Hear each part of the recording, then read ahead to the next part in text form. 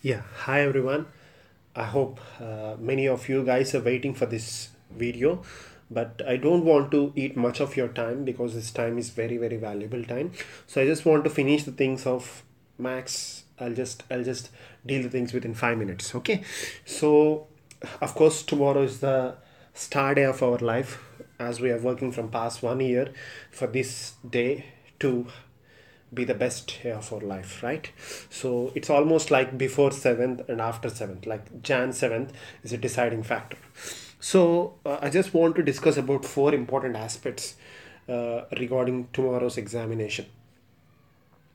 So you have half a day, right? So your examination is going to start at 3 o'clock. So what you need to do at 3 o'clock, previously it used to be at 10.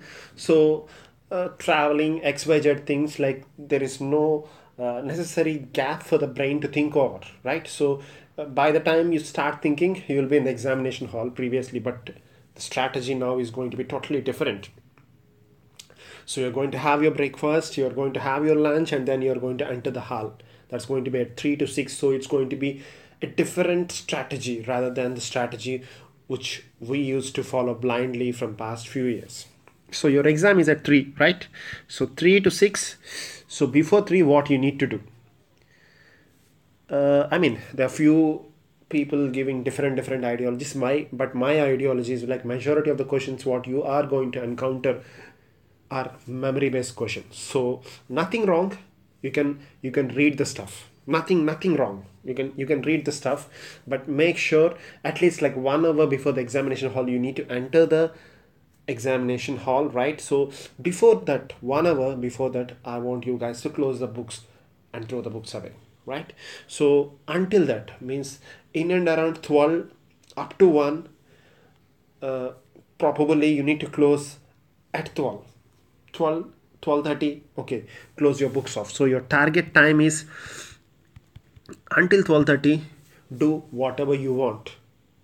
Make sure it should increase your confidence levels. Don't open a new question paper and don't solve and don't evaluate yourself, which is going to decrease your confidence levels. Just probably concentrate on a single liners rather than going with xyz. Single liners, question answer, try to revise as much as stuff as possible and try to move as many pages as possible and try to cover as many subjects as possible, right? So this is what you are going to do tomorrow, and most of the stuff what you are going to do is to increase your confidence levels. This is the topic 1 that I am planning to do. So topic 1 is done. So next one is topic 2. Topic 2 is how many questions you have to attempt. Okay, different strategy for aims and different strategy for Neet. Don't go for a parallel strategy because aims is like do or die. If you get a rank below 5 or 10, you will be in. If anything that, whether it is 11 or whether it is 111 or whether it is 1011, you're out. So for that, it is very easy to take more risks, more number of attempts, but the Neet strategy is totally different. So what you mean, like how many questions you have to attempt? Okay, if the paper is too easy and if you know everything, if you know 240 out of 240, attempt 239 and come back. Because once the scores are tie, then the next thing what the Neet people are going to see is the number of questions that you have attempted. Okay, two people getting same score, right? Somewhere around 850, and the number of questions attempted are less in the second individual, he is going to get a better rank rather than the first individual. So if it is like you're planning to attempt 240 of 240, because if you know everything in 240, leave one question, attempt 239 and come back. This is the blind strategy. 240 of 240, no one can. So how many you have to attempt? Few people say 220, few people say 210, few mentors say 230, and few mentors say 235. I don't know how this strategy is. Aims, okay, a predetermined strategy, may or may not, but Neet, it's not going to be like that. So it's totally dependent upon your way of analysis in the examination. Okay, for example, in a question, if you're able to eliminate 3 options, you're done. You're going to end up with right answer. So no issue, you have to go for that question. If you're able to eliminate 2 options, definitely go for that question. If you are able to eliminate one option, you just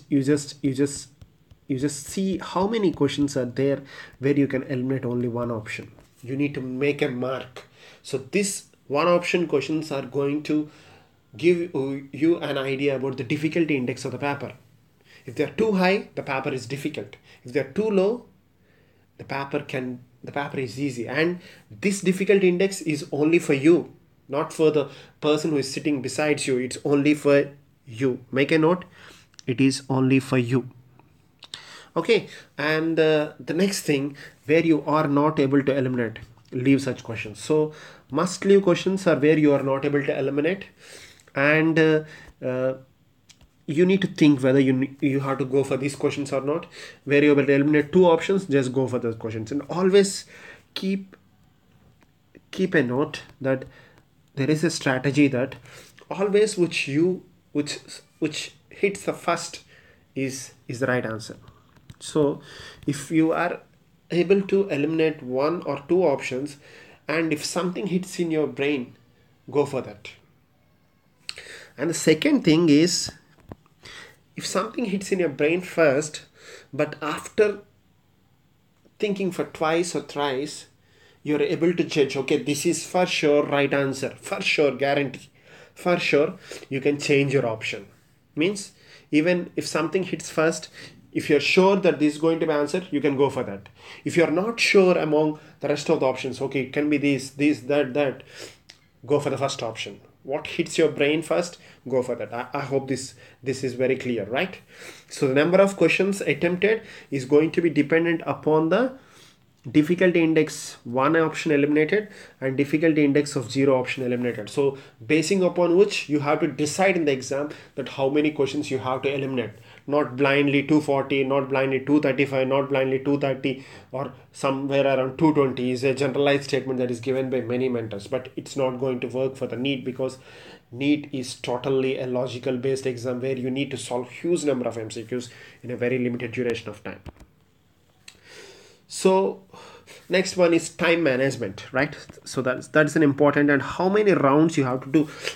AIMS and XYZ previous AAPGs, okay, 3 rounds, but now NEET it's just 2 rounds, because you can't spend more than 40-45 seconds for every question. So it's very difficult to come back, read the same question, go through the question, go through the options. It's very, very difficult. So if you find any question more than 2 lines, probably more than 3 lines, or if you feel that, okay, I should read this question twice or thrice to understand, for example, like case discussion questions where the question is too lengthy. So such questions, don't read at all. Leave in the first round. Just go for the first round, single liners, 2 lines max. If it is crossing 3 lines, just leave it. Don't read. Don't at all touch. Come back and you can touch. And once you're going for the single liners or double liners, don't decide, okay, I'll come back and I'll go and I'll read. No coming back and nothing business like that, because it's going to be just 40-45 seconds. You will not have that lap of time. It's very difficult for you to manage the time. So there is no second option. Whatever you want, just keep and move on. If by mistake you are left off with so much time, then you can have a decent revision. But it's all like, okay, I'll decide this. For sure answer is this, but I want some time. I'll decide in the second round whether to go for this or not. No such businesses in the NEET. So it's going to be 2 rounds. In the first round, you are going to solve all the questions. Majority of them are single liners, double liners, and lengthy questions you are going to solve in the second round. And probably these lengthy questions may also include the category, like the questions where you are able to eliminate one option, or the questions where you are not able to eliminate an option. So such questions can encounter in the second round, where you can decide and where you can understand and go ahead. So this is what the strategy number 3. And strategy number 4 is the confidence levels. Okay, don't entertain anything that's going to decrease your confidence levels until you enter the examination hall. So this is very strict mode that we are boosting you from the day one of MDS Conquer. All these strategies like what to do before the exam, how many questions that you have to attempt to minimize the negative marking that's going to have a huge effect on your rank, and the number of rounds and the confidence levels. All these things we are just putting every day as an incremental way. So I hope the things are very fine. The exam will be very cool. Thing is, you have to be cool. This is something that's going to decide your life. May not be a huge thing, but definitely it's going to decide your life directly or indirectly. So I want you guys to give the most priority importance for this, at least tomorrow. Keep your brain free. It's all you that you can control. Okay, don't talk with too many people, don't talk with too many strategies, don't take too many strategies into consideration. Just if you trust someone, just go ahead, right? So have a faith, whether it's like, if you have a faith on the God, go ahead. If you have a faith on your parents, go ahead. If you have a faith on your mentor, go ahead. Whatever, like, if you have a faith, just go ahead, talk to them. I mean, it's not like talk means directly on a phone or something XYZ. Just close your eyes and talk with them. Okay, this is what my issue. This is what. Just talk with yourself. In fact, okay, the best mentor for you is definitely you. Talk with yourself. Okay, this is what my strategy. This is what. Definitely in the first and second like 10 to 20 minutes, once you open the paper, the things you feel like majority of the things are just going out. So once it is like 20 minutes crossed or 15 minutes crossed, the brain will settle down. You just close it for every question, please, because once your brain settled down, you're going to do some magics in the exam. So just give some time to your brain to settle down. Close your eyes, talk with your brain. Come on, calm down. You have to do these 3 hours or something like a golden hours for your life. So they are going to decide everything, every simple thing. So keep an eye. Talk with your brain. Whenever you're feeling low, confident, just talk with your brain.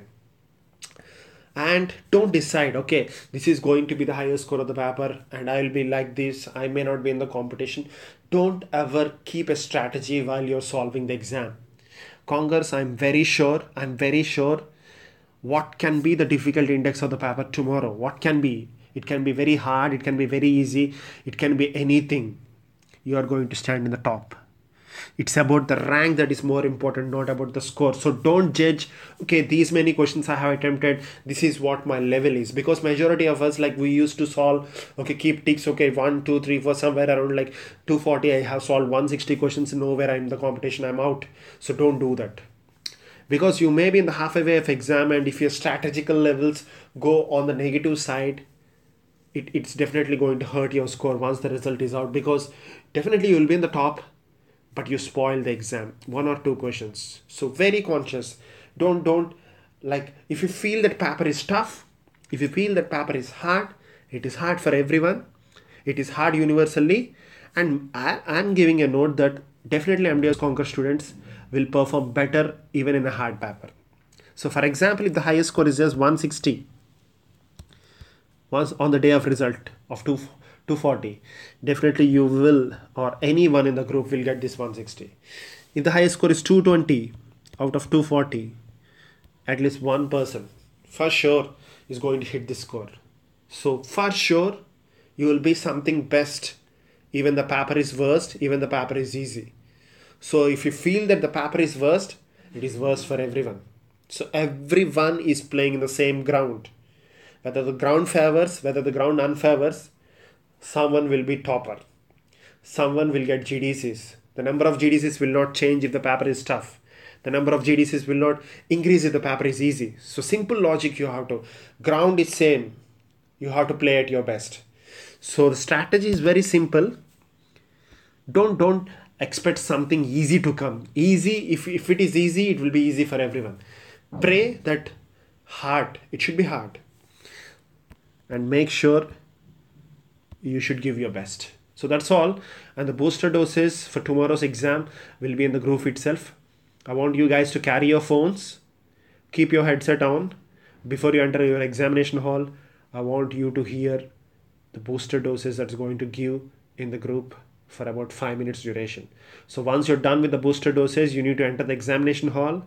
Once you enter the examination hall, you're going to have at least like 1 hour or 45 minutes lap.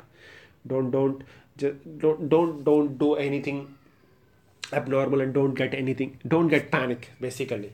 Okay, you can just give a random smile to everyone, keep your heart calm, and just talk to your brain. Just talk to your brain, close your eyes, talk to your brain, and make your brain stabilize. So that's what you're going to do.